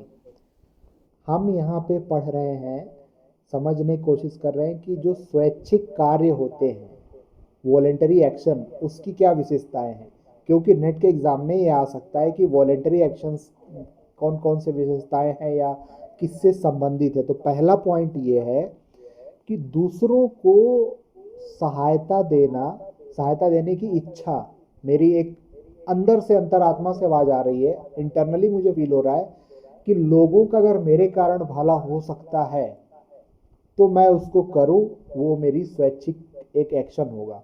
और इसका सबसे बड़ा उदाहरण ये यूट्यूब चैनल है, जिसके माध्यम से लास्ट 2 साल से हम लोगों से जुड़े और 19,000 लोग जो है हमसे जुड़ चुके हैं। और अभी हम लोग प्रोफेशनली जो है यूजीसी नेट की तैयारी कर रहे हैं। और इसमें एक बात ये भी कहा जा रहा है कि नॉट नेसेसरली मॉनिटरली, यानी पैसे से ही किसी की हेल्प की जा सकती है, ये बिल्कुल सही नहीं होगा। स्वैच्छिक क्रिया, स्वैच्छिक कार्य को जब हम परिभाषित करते हैं, मतलब स्वैच्छिक कार्य में वो ऐसी सारी चीज़ें आ जाएंगी जो हमको लगता है कि अगर किसी को ज़रूरत है तो हम उसको अगर हेल्प करते हैं तो वो स्वैच्छिक, मतलब उसमें पैसा या मॉनेटरी जो लेन देन है वो तो पैसे से है ही, लेकिन उसके अलावा भी बहुत सारी चीज़ें जिससे आप स्वैच्छिक क्रिया करते हैं, कार्य करते हैं। ठीक, आगे बढ़ें। जी सर। दूसरा पॉइंट यहाँ ये हो रहा है कि स्वैच्छिक क्रिया में, वॉलेंटरी एक्शन में ये चीज़ बहुत इंपॉर्टेंट हो जाती है कि मुझे कोई एक्सपेक्टेशन नहीं होगा आपसे, कोई उम्मीद नहीं होगी कि मैं जो आपका हेल्प कर रहा हूँ या एक सोशल वर्कर जो हेल्प कर रहा है किसी का, उसके बदले में मुझे कुछ मिलेगा रिटर्न, या मुझे कुछ किसी भी प्रकार का कोई लाभ होगा। तो स्वैच्छिक क्रिया, स्वैच्छिक कार्य की विशेषता पहली ये है कि आंतरिक रूप से मुझे ऐसा महसूस होना चाहिए कि अगर मैं किसी के जीवन में सकारात्मक परिवर्तन ला सकता हूँ तो मैं ले आऊँ, काम करूँ, चाहे वो मंदिर में दान दे करके हो, मस्जिद में हो, गुरुद्वारे में हो, किसी भी जाति धर्म संप्रदाय में। और पैसे के अलावा भी बहुत सारी चीज़ें जो हम करते हैं वो होगा, प्लस जो हम काम कर रहे हैं कि दाएं हाथ को दिए बाएं हाथ को ना पता चले वगैरह टाइप की जो चीज़ें हैं, कि हमको कोई उम्मीद ना हो, कोई एक्सपेक्टेशन ना हो कि उसके बदले हमें कुछ मिलेगा, तो वो आएगा वॉलेंटरी एक्शंस में। ठीक है। तीसरा है एक सामाजिक कंसर्न और ओरिएंटेशन टुवर्ड्स हेल्पिंग अदर। जब किसी को ज़रूरत है हमें और हम उसकी सहायता करते हैं तो वो वॉलेंटरी एक्शन आएगा। ये सोशल वर्क नहीं है, ये स्वैच्छिक क्रिया है। स्वैच्छिक क्रिया की विशेषता है कि अगर कोई समस्या में है, हेल्प चाहिए उसको, हम जाके हेल्प कर रहे हैं या कोई भी पर्सन कर रहा है, तो वो स्वैच्छिक क्रिया, अपनी इच्छा से जा करके किसी भी सामाजिक समस्या पे या सामाजिक मुद्दे पे या कहीं भी, तो वो सोशल वर्क नहीं होगा, वो स्वैच्छिक क्रिया होगी। ये बहुत बढ़िया से आप समझ लीजिए। ठीक है। जी सर। चौथा पॉइंट जो आप देख रहे हैं, इसमें ये कह रहे हैं कि सेवा भावना, belief in virtue of service, की हमारे अंदर में सेवा भावना होनी चाहिए। मतलब जो हमने पहले बात की कि हम कुछ भी करें समाज के लिए, लोगों के लिए, बदले में हमें कुछ नहीं चाहिए। कोई ज़रूरी नहीं है कि पैसे से ही हो, बाकी किसी को समय दे रहे हैं, किसी को मोटिवेट कर रहे हैं, तो वो सब स्वैच्छिक क्रियाएं होंगी और सेवा भावना से किया जा रहा है। ठीक है। और पांचवा पॉइंट जो बात किया जा रहा है स्वैच्छिक क्रिया के बारे में, वो ये है कि जो प्रथम पहले तौर पे हमारी ड्यूटी होगी, न कि हमारा अधिकार। मतलब ये हुआ कि हम जो भी काम करने जा रहे हैं समाज में, उसमें हम ये मान के चलेंगे कि भाई अगर किसी बच्चे को ट्यूशन फीस नहीं दे पा रहा है या नहीं पढ़ पा रहा है या स्वास्थ्य खराब है, तो कोई ज़रूरी नहीं कि हम पैसे दे करके ही उसकी सहायता करें। अगर हम अपने माध्यम से कुछ करें तो ये हमारी ड्यूटी बन जाती है, एक मानवतावादी दृष्टिकोण को लेकर के, कि हम अगले की या जो भी व्यक्ति समस्या में है उसकी सहायता करें। ये हमारा कर्तव्य बन जाता, हमारी ड्यूटी बन जाती है, न कि हमारा अधिकार, कि हमने ये काम किया अब हमारा अधिकार हो जाता है कि हमको ये चीज़ हमारी हो गई हो। मतलब जैसे हम फंडामेंटल राइट्स और फंडामेंटल ड्यूटीज़ के बारे में बात करते हैं ना संविधान में, तो यहाँ पे बात कर रही भाई आप सेवा भावना से अपने आप स्वैच्छिक रूप से लोगों की हेल्प कर रहे हैं, वो आप अपना कर्तव्य मान करके चलिए। ठीक है, आगे बढ़ें। जी सर। अब बात हो रही कि भारत में श्रमदान समाज कार्य में जो है वो आप देखने को मिलेगा। श्रम मतलब मैनुअल लेबर जो हम यहाँ बात कर रहे हैं, और दान मतलब डोनेशन। तो वॉलेंटरी या स्वैच्छिक रूप से जो हम लेबर या जो हम श्रम दान करते हैं समाज के विकास के लिए, उसमें पब्लिक इंटरेस्ट होता है। और जो समाज में आप देखेंगे समाज कार्य जो है, श्रम दान जो है वो दोनों अलग हैं, दोनों का उद्देश्य अलग है, दोनों के मेथड अलग हैं। ठीक है, श्रम दान जो है उसका गोल क्या है कि काम जो है कॉन्क्रीट वर्क डन होना चाहिए, and underlying philosophy is that it is the duty of every person to contribute their labour for wellbeing of others and community. मतलब यहाँ ये बताने की कोशिश की जा रही है कि श्रमदान, श्रम मतलब लेबर, तो हम अगर अपने किसी भी काम में समाज में जिसमें बेहतरी हो सकती है, जैसे स्वच्छ भारत मिशन में एक दिन श्रमदान कर रहे हैं, अपने घर आसपास स्कूल कॉलेज जहाँ भी पढ़ रहे हैं वहाँ साफ सफाई कर रहे हैं, तो वो हम स्वैच्छिक तरीके से कर रहे हैं, अपनी इच्छा से कर रहे हैं। ठीक है, इसमें कोई स्पेशलाइज्ड नॉलेज की ज़रूरत नहीं होती या टेक्निकल स्किल की ज़रूरत नहीं होती है, और इसमें हमें सिर्फ हेल्प करना रहता है। बल्कि जबकि समाज कार्य के केस में ऐसा नहीं है। समाज कार्य में जो भी क्लाइंट हैं, जो 6 मेथड्स हैं, 3 प्राथमिक और दूसरे 3 द्वितीयक सहायक जो आप मेथड से बात करते हैं, तो उसमें हम स्पेशलाइज्ड नॉलेज लेते हैं, हम ट्रेनिंग लेते हैं कि किसी को अगर काउंसलिंग करनी है तो काउंसलिंग क्या होती है उसका पूरा हम पढ़ते हैं, समझते हैं, प्रैक्टिस करते हैं, MSW की डिग्री लेती हैं, लोगों से डील कैसे करना है वो सारी चीज़ें लेते हैं, उसके बाद हम जा करके प्रैक्टिस करते हैं। समझ रहे हैं आप मेरी बात? Yes sir. अब जी एक सर। चीज यहाँ पे देखिए दिया हुआ है, एब्राहम फ्लेक्सनर, इनका नाम दिया हुआ है। 1866 में 1866 में अमेरिका में इनका जन्म हुआ था, और इनको कहा जाता है कि he is known as reformer of medical education because he wrote an influential document Flexner report that was highly critical of a medical education in turn of 20th century. ठीक है, doctor Flexner was invited to speak at the national conference on social welfare 1915, and he उनका speech था is social work a profession. ठीक है, और उन्होंने 6 attributes के बारे में बात की थी। तो कुल मिला के कहने का मेरा मतलब यहाँ ये है कि 1866 में ये जो अमेरिका के एब्राहम फ्लेक्सनर थे, इन्होंने अमेरिका में जो मेडिकल एजुकेशन है, शिक्षा है, उसको यहाँ पे मतलब 20वीं शताब्दी में बहुत ज़्यादा उस पर फोकस किया जाता है, और 1915 में उनको नेशनल कॉन्फ्रेंस में बुलाया जाता है और वो अपना स्पीच देते हैं कि क्या समाज कार्य एक प्रोफेशन है। अब आप सोचिए कि 1866 में उनका जन्म हुआ है, उसके बाद वो पढ़ते हैं, चीज़ों को देखते हैं, और मेडिकल एजुकेशन के सेक्टर में अमेरिका में वो मेडिकल का जो क्षेत्र है या जो पेशा है उसमें ये बात कर रहे हैं कि सोशल वर्क किस तरीके से होगा, और उसमें वो 6 चीज़ों को बता रहे हैं कि सोशल वर्क जो होगा उसके सॉरी, प्रोफेशन जो होगा उसकी 6 चीजें होंगी जो हम बात कर रहे थे शुरू में। पहला, intellectual operation with large individual responsibility. दूसरा, बेस प्रैक्टिसेस, है ना। तीसरा, use of knowledge for practical definite and.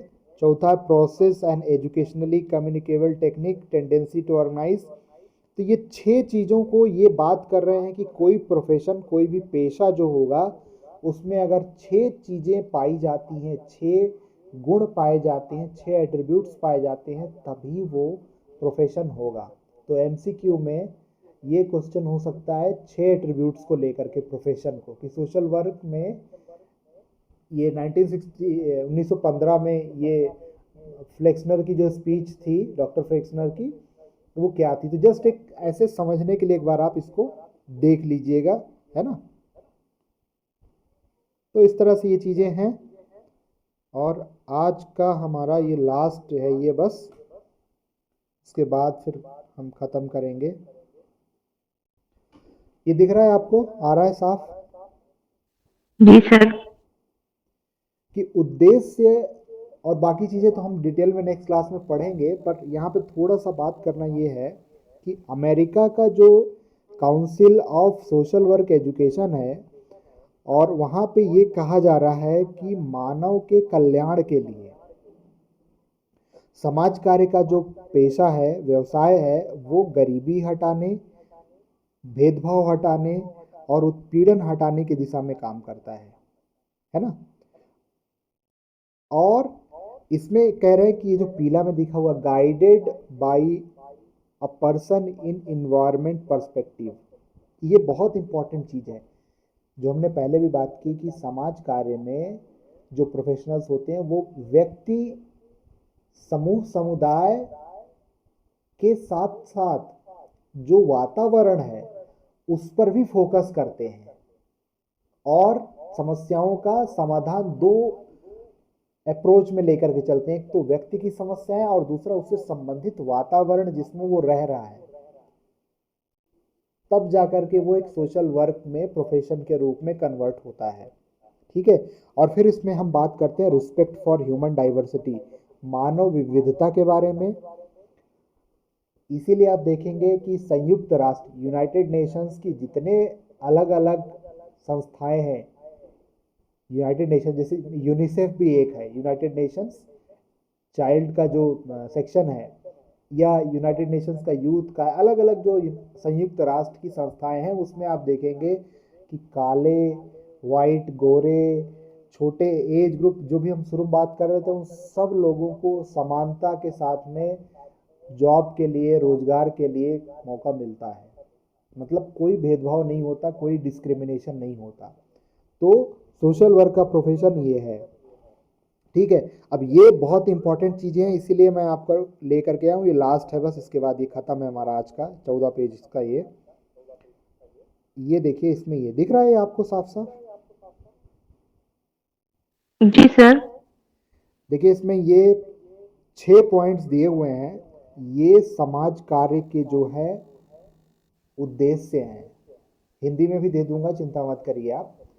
सबसे पहला ये बात किया जा रहा है कि मानव के कल्याण के लिए, वेल बीइंग के लिए, उसके ओवरऑल विकास के लिए, गरीबी हटाने के लिए, उत्पीड़न हटाने के लिए, और किसी भी तरह से, किसी भी प्रकार से सामाजिक अन्याय जो हो रही है उसको दूर करने की दिशा में जब हम काम करते हैं तो वो समाज कार्य का क्षेत्र होता है। तो एमसीक्यू यहीं से बनेगा, मैं आपको बता रहा हूँ कि समाज कार्य के अंतर्गत क्या उद्देश्य प्राथमिक होते हैं, मूलतः कौन कौन से उद्देश्य समाज कार्य में होते हैं। तो पहला, कि समाज के जो लोग हैं समाज में अलग अलग, उनके वेलबींग के लिए, उनकी बेहतरी के लिए, उनके कल्याण के लिए, गरीबी हटाने के लिए, उत्पीड़न हटाने के लिए, या समाज में किसी भी प्रकार का जो अन्याय हो रहा हो उसकी दिशा में काम करना समाज कार्य के अंतर्गत उद्देश्यों में आता है। क्लियर है? जी सर। दूसरा देखिए, बात हो रही है टू इनहेंस सोशल फंक्शनिंग, सामाजिक interactions of individuals, families, groups, organizations, and communities by involving them in accomplishing goals, developing resources, and preventing and elevating distress. तो यहाँ पे ये बात कर रहे हैं कि समाज में चाहे व्यक्ति है या परिवार है या समूह है या संस्थाएं हैं या समुदाय हैं, उन सब को एक साथ में जोड़ करके ले करके चलना और जो भी उनको समस्याएं हो रही हैं, दिक्कतें हो रही हैं, उनको रोकना, प्रिवेंट करना पहले से। एक होता है प्रिवेंटिव मेडिसिन या प्रिवेंटिव केयर और दूसरा होता है क्यूरेटिव केयर, या समाधान करने के लिए। तो कोई बीमारी, कोई समस्या हमको ना हो, उसके लिए हम पहले ही प्रिवेंटिव मेजर्स ले लें, रोकथाम का उपाय पहले से कर लें कि ये चीज़ ना हो। जैसे कोविड में क्या हुआ, कोरोना में, कि हम प्रिवेंशन कर रहे थे, हम मास्क लगा रहे थे ताकि कोरोना हमको ना हो, हम रोकथाम कर रहे थे। और दूसरा, अगर बाई चांस किसी को कोई समस्या समाज में, परिवार में, समूह में, समुदाय में हो गई, तो उसको डिस्ट्रेस, एक होता है स्ट्रेस और दूसरा होता है डिस्ट्रेस। तो डिस्ट्रेस मतलब हम उसकी समस्या को हटा रहे हैं, एलिवेट कर रहे हैं, निराकरण कर रहे हैं। तो बात यहाँ ये हो रही है कि समूह, समुदाय, परिवार, समाज, सबको एक साथ जोड़ करके उनको इन्वॉल्व करना। अब जैसे किसी परिवार, जैसे एक एग्जांपल मैं आपको बताऊं, व्यवहार परिवर्तन या बिहेवियर चेंज का, यूनिसेफ के मैटर में मैं थोड़ा सा देख रहा था। व्यवहार परिवर्तन में अगर किसी परिवार में आप देखेंगे कि एक महिला है, वो कमा के आ रही है, काम करके आ रही है, दिहाड़ी करके, और जनरली जो रूरल एरियाज़ है, ट्राइबल एरियाज़ हैं, वहाँ पे क्या हो रहा है कि उनके पति शराब का सेवन कर रहे हैं उसके पैसे छीन करके। अब वो जो है काम नहीं कर पा रही है, उसको बहुत सारी समस्याएं हो रही हैं। तो अब अगर आप एक सोशल वर्कर है, प्रोफेशनली ट्रेंड, तो आपको उस महिला की, उस औरत की समस्या को देखना होगा, उसके साथ में काउंसलिंग में उसके परिवार को भी इन्वॉल्व करना पड़ेगा। क्योंकि सिर्फ महिला को ही अगर आप ट्रेनिंग देते हैं तो उससे उसका पूरा प्रॉब्लम सॉल्व नहीं होगा, उसकी समस्या समाधान नहीं होगा। तो आपको उसके परिवार को भी इन्वॉल्व करना होगा, तभी जा करके वो समस्या दूर हो पाएगी। तो यहाँ जो दूसरा पॉइंट है उसमें ये बात की जा रही है कि सबको इन्वॉल्व करना पड़ेगा, उनको जोड़ना पड़ेगा इंडिविजुअल्स को, तभी जा करके किसी भी सामाजिक समस्या का, परिवार की समस्या का समाधान किया जा सकता है। क्लियर है कि नहीं? जी सर।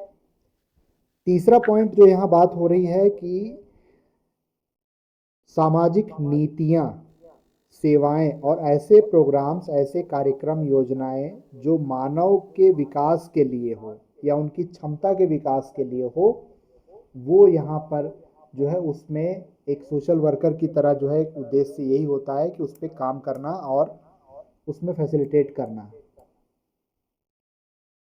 है ना। मतलब ये हुआ कि प्रोग्राम्स और पॉलिसीज या नीतियों या योजनाओं का निर्माण करना, ये एक जो मेथड है ना हमारा पॉलिसी वाले, रिसर्च एडवोकेसी का जो मेथड है हमारा सोशल वर्क में, सोशल वेलफेयर एडमिनिस्ट्रेशन में पार्टिसिपेट करना। तो कुल मिला के यह है कि सरकार या संस्थाओं के साथ मिल करके समाज कार्य के माध्यम से, समाज कार्य में हम प्रैक्टिस यही करते हैं कि जो भी कार्यक्रम बनाए जाएंगे, चाहे वो समाज के किसी वर्ग के लिए हो, चाहे वो युवाओं के लिए हो, दिव्यांगजनों के लिए हो, या और भी जो भी लोगों के लिए, समाज के लिए हो, तो उसमें पॉलिसी को बनाने में, कार्यक्रम, योजनाएं, मतलब कि किस तरह से के जो भी समस्या है लोगों को, उनको सरकार के माध्यम से एडवोकेसी के लिए काम करना और उनको हेल्प मिल सके उस पर काम करना। ठीक है, क्लियर है? जी सर। नहीं क्लियर है तो फिर बताना है ना, बिल्कुल नहीं बताना। सर, ये सारी चीज तो क्लियर होती जा रही है। ठीक है, अब यहाँ पे फिर बात कर रहे हैं कि ये नेक्स्ट पॉइंट जो है, to pursue policies, services and resources through advocacy and social और political actions that promote social and economic justice.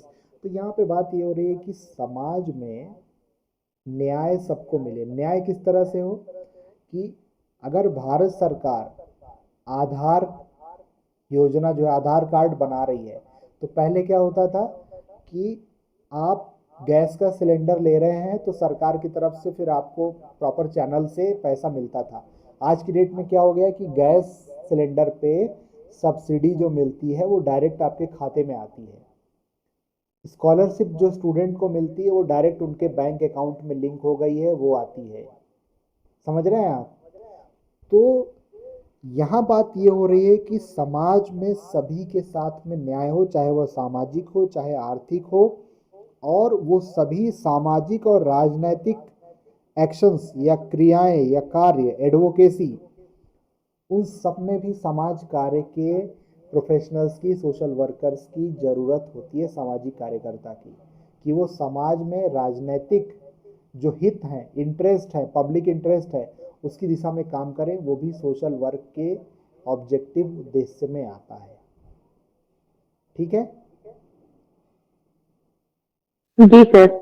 Next point ये है कि शोध करना, रिसर्च करना, ज्ञान स्किल डेवलप करना सोशल वर्क के प्रैक्टिस में, ये भी उद्देश्य है कि समाज में जो समस्याएं हैं अलग अलग, उनके लिए हम क्या रिसर्च कर रहे हैं, किस तरीके से समस्याओं का मूल कारण क्या है, उनका समाधान किस तरह से किया जा सकता है, और कौशल विकास के माध्यम से समाज में लोगों को किस तरह से सशक्त बनाया जा सकता है, चाहे वो शिक्षा के क्षेत्र में हो, चाहे आजीविका के क्षेत्र में हो, चाहे स्वास्थ्य के क्षेत्र में हो, चाहे किसी भी क्षेत्र में हो। तो skill development social work practice, social work के ऑब्जेक्टिव में आता है।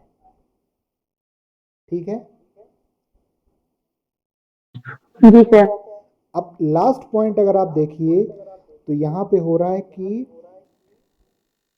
अलग अलग जो हमारे भारत में या किसी भी देश में, हमने अलग अलग देशों का देखा, वहाँ जो संस्कृतियाँ हैं, कल्चर है, जो ट्रेडिशन है, जो कस्टम्स हैं, जो रीति रिवाज हैं, रहन सहन है, खान पान है, उन प्रैक्टिसेस को समझते हुए समाज कार्य करना या उसको प्रैक्टिस करना, अप्लाई करना, ये जानते। जैसे अगर आप बात करें, हमारे यहाँ जो particularly vulnerable tribal groups PVTG हैं, जो अति विशिष्ट पिछड़े वर्ग के जो ट्राइबल ग्रुप्स हैं, तो उनकी चीज़ों को देख करके, समझ करके, और फिर हम अगर जब काम करते हैं तो हम जो है वो ये देखते हैं कि हम उनकी परिस्थितियों को, उनके कल्चर, उनके ट्रेडिशंस को समझ रहे हैं, और फिर हम समस्याओं का समाधान कर रहे हैं या जो भी काम कर रहे हैं। तो कल्चरल डाइवर्सिटी या सांस्कृतिक विविधता को ध्यान में रख करके जो प्रैक्टिस कर रहे हैं, काम कर रहे हैं समाज के कल्याण के लिए, समाज के वेलफेयर के लिए, वो सोशल वर्क में आता है। ठीक है? Okay sir. है ना? तो किसी को कुछ डाउट है, कुछ पूछना है, कुछ क्वेरी है?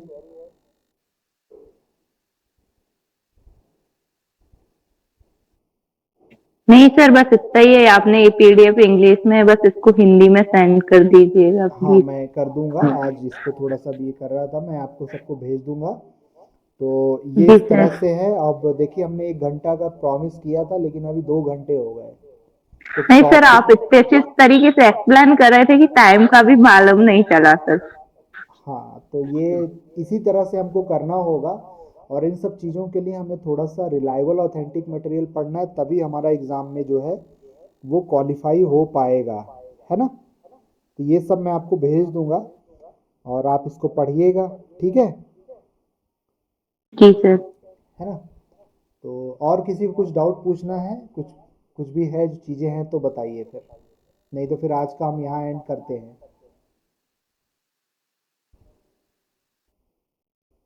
किसी को कुछ भी डाउट, कुछ चीज़ें, कुछ भी बात, कैसी चीज़ें हैं, कुछ भी जो भी हैं आपके। साहू जी, आपको कैसा रहा आज का, क्या एक्सपीरियंस रहा? नहीं, बढ़िया रहा सर, आज का क्लास बहुत अच्छा है। है ना? ऐसी ऐसी पढ़ेंगे तो हो जाएगा सर, क्लियर तो कर ही लेंगे। है ना? जी। और बाकी लोग क्या कह रहे हैं?